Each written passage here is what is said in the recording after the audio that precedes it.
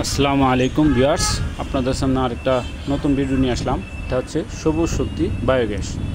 দেখুন, এটা আমি স্থাপন করেছি প্রায় 5-6 মাস হয়ে যায়।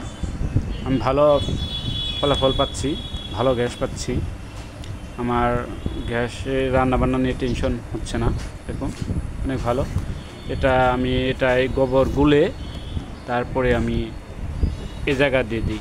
এ জায়গায় ঢেলে দিলে তখন দেখা যায় যে এটা নিচে চলে যায়, এই উপরের পাটে এসে গোবরটা এই পাশ দিয়ে বের হয়ে এই জায়গাতে আসে। এই জায়গায় আমার বায়োগ্যাস থেকে আমি দেখা যায় যে জৈব সারও পাচ্ছি। দেখুন, জৈব সারের জন্য প্রচুর গোবর এই জায়গায় আমার আছে। দেখুন, আর উপরে আমি একটা জাংলা দিয়েছি। দেখুন, লাউ গাছের জাংলা।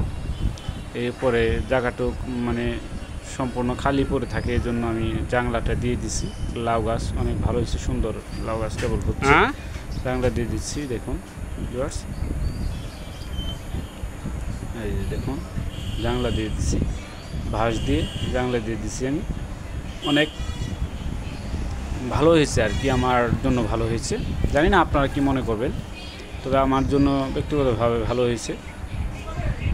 আর এই গ্যাসের পাইপটা আমি নিয়ে গেছি। দেখুন এই জায়গায়, এটা হচ্ছে আমার চুলা। দেখুন এই যে কী পরিমাণ জলে, বুঝতে পারছেন ভিউয়ার্স? অনেক ভালো জলে, আগুনও ভালো হয়। দেখুন, রান্নাবান্নায় আমার কোনো প্রবলেম হচ্ছে না। দেখুন ভিউয়ার্স,